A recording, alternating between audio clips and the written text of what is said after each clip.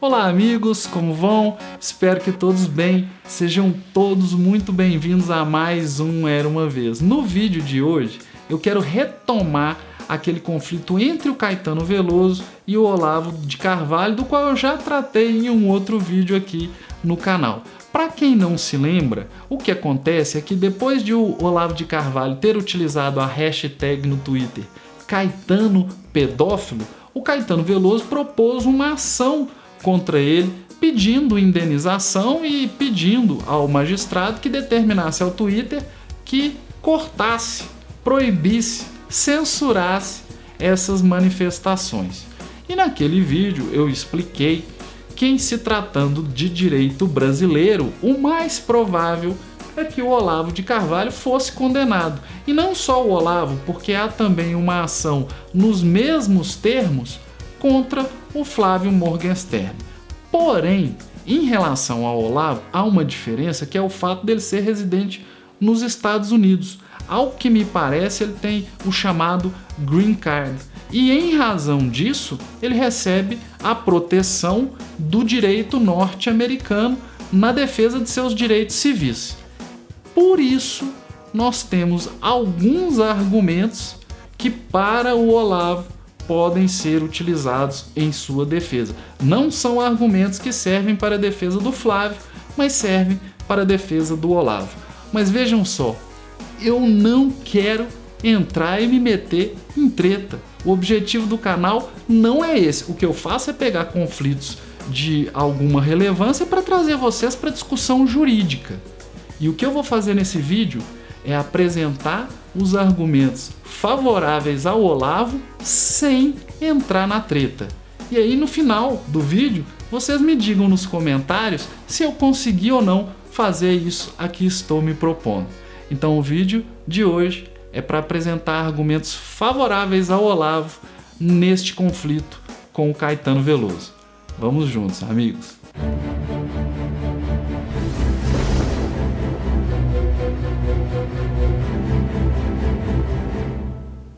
Amigos, a verdade é que nós já temos 2 vídeos falando sobre essas ações movidas pelo Caetano e eu não vou me deter muito aqui em explicar o fundamento da ação, os fatos envolvidos, eu não vou entrar muito nisso não.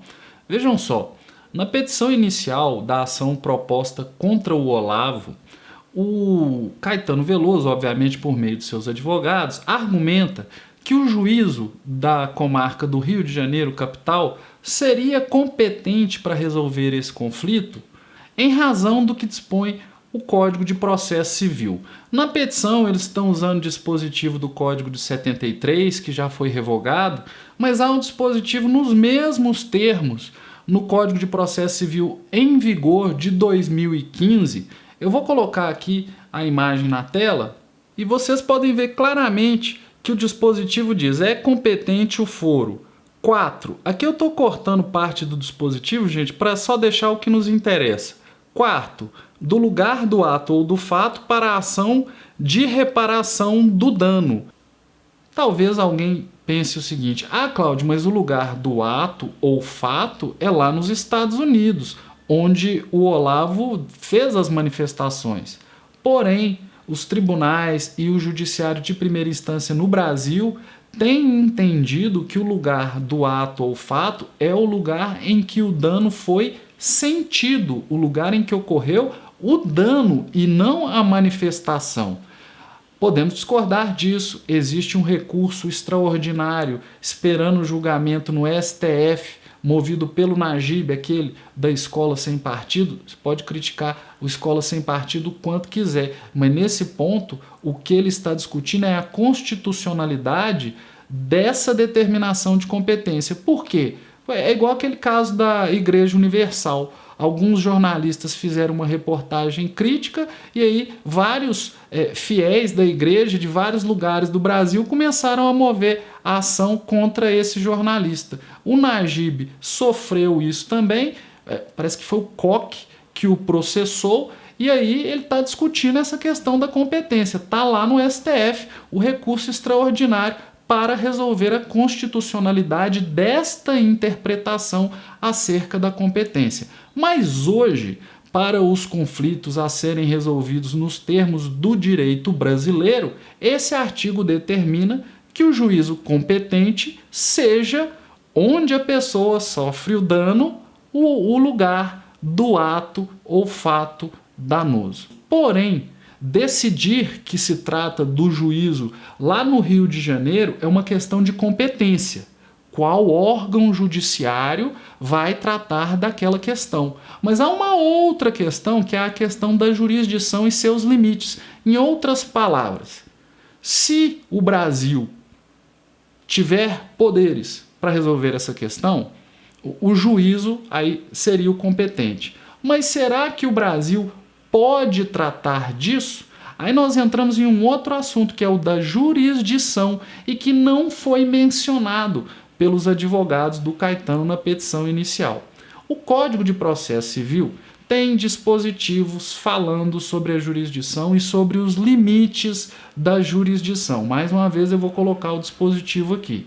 O artigo 21 do mesmo Código de Processo Civil diz: compete à autoridade judiciária brasileira processar e julgar as ações em que 1. O réu, qualquer que seja a sua nacionalidade, estiver domiciliado no Brasil. Não é o caso.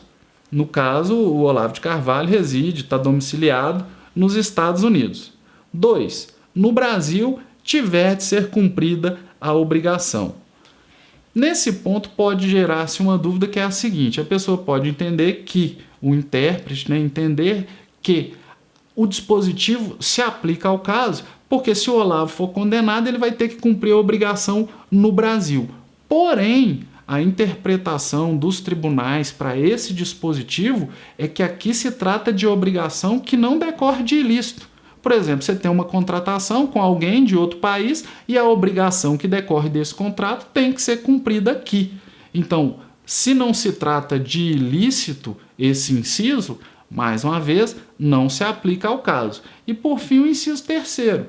O fundamento seja fato ocorrido ou praticado no Brasil.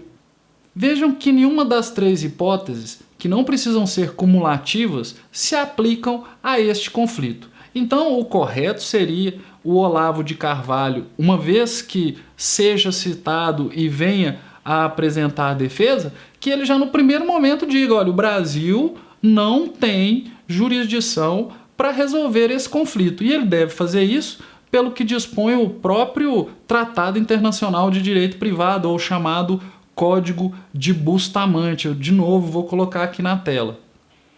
Mas imaginemos que a defesa do Olavo de Carvalho, na primeira oportunidade, não apresente questionamento em relação aos limites da jurisdição nacional. Aqui eu quero aproveitar para responder um questionamento do Ediel. Como é que vai funcionar esse processo em termos dos atos que devam ser praticados, já que um mora aqui e o outro mora lá nos Estados Unidos? Bom, o Brasil é signatário de tratado com os Estados Unidos e há uma colaboração decorrente deste tratado que se dá mais ou menos do seguinte modo. Eu vou colocar aqui um fluxograma que você vai encontrar no site do Ministério da Justiça. O juiz, essa autoridade requerente brasileira, manda o pedido do ato que deva ser realizado para a autoridade central brasileira. A autoridade olha os requisitos formais e, se tudo estiver correto, envia isso para a autoridade central estrangeira. A autoridade central estrangeira encaminha isso para o órgão lá dos Estados Unidos que tem a competência para cumprir o pedido. Aí depois o ato praticado vai fazer o caminho inverso até chegar de volta ao juízo no Brasil. Então não há maiores dificuldades, embora exista uma pequena burocracia, para que o processo corra contra alguém nos Estados Unidos. Vamos supor que isso vá ocorrer. Aí a questão passa a ser de determinar qual o direito aplicável. Veja, primeiro é saber se o Brasil pode julgar esse conflito. Uma vez que se resolva, em tese, que sim, com que direito? O direito da Nova Zelândia? O direito da África do Sul? Pois bem, esse é um outro ponto importante que pode ser utilizado na defesa do Olavo de Carvalho, porque se o direito brasileiro for utilizado para reger o conflito, é o que eu disse no outro vídeo, o mais provável é que o Olavo seja condenado. Mas e se o direito aplicável for o direito dos Estados Unidos com a proteção da primeira emenda? Neste caso, o mais provável é que o Olavo saia vitorioso. Mas, Cláudio, então qual é o direito aplicável a esse caso? Vejamos, a Lei de Introdução às Normas do Direito Brasileiro, no seu artigo 9º, diz o seguinte: para qualificar e reger as obrigações, aplicar-se-á a lei do país em que se constituírem. Neste caso, trata-se da discussão acerca de obrigações decorrentes de atos ilícitos. Além disso, o Tratado Internacional de Direito Privado também dispõe. Artigo 168. As obrigações que derivem de atos ou omissões em que intervenha culpa ou negligência não punida pela lei, reger-se-ão pelo direito do lugar em que tiver ocorrido a negligência ou a culpa que as origine. Então, amigos, o que se vê é que tanto pelo direito internacional quanto pelo direito brasileiro, o direito a ser aplicado para resolver o conflito é o direito dos Estados Unidos. Então veja, cabe ao Olavo, ou o Olavo pode alegar, que o Brasil não tem jurisdição para julgar essa ação. Se a ação ainda assim correr, o Olavo pode alegar que o direito aplicável seja o direito dos Estados Unidos. Mas para avançar no raciocínio, imaginando que nem a questão da jurisdição e nem a questão do direito aplicável sejam levados em conta. Ótimo, a ação foi julgada, o Caetano venceu, o Olavo foi condenado. Pois bem, se ele está lá nos Estados Unidos, para que essa condenação seja efetiva, é preciso que a sentença seja executada lá nos Estados Unidos. E aí abre-se o último espaço de defesa ou de argumentos favoráveis ao Olavo de Carvalho. Nos Estados Unidos existe uma lei denominada Speech Act. Deixa eu apresentar o contexto.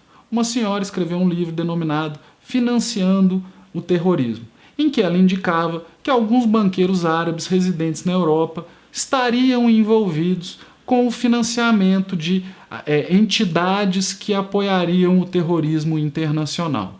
Em razão disso, ela foi acionada judicialmente, essa senhora que reside nos Estados Unidos, foi acionada judicialmente na Inglaterra, justamente em razão de difamação, calúnia, e isso gerou uma comoção, porque já tinha se tornado comum que as pessoas propusessem ações referentes a injúrias, difamações ou coisas do gênero em lugares em que o direito fosse diferente, mais restritivo para a liberdade de expressão.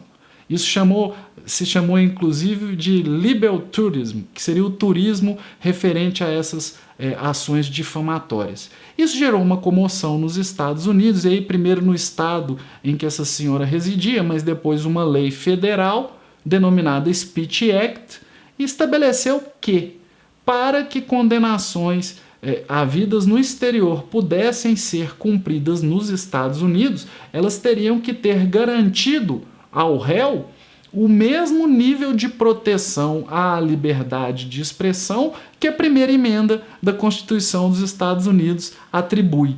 Portanto, ele não poderia, essa pessoa, no caso que aconteceu com essa senhora, mas com qualquer um, não poderia ser punido em face de sentença havida no exterior que usasse de parâmetros com menos defesa da liberdade de expressão. Isso eu achei uma lei assim, maravilhosa para quem defende a liberdade de expressão.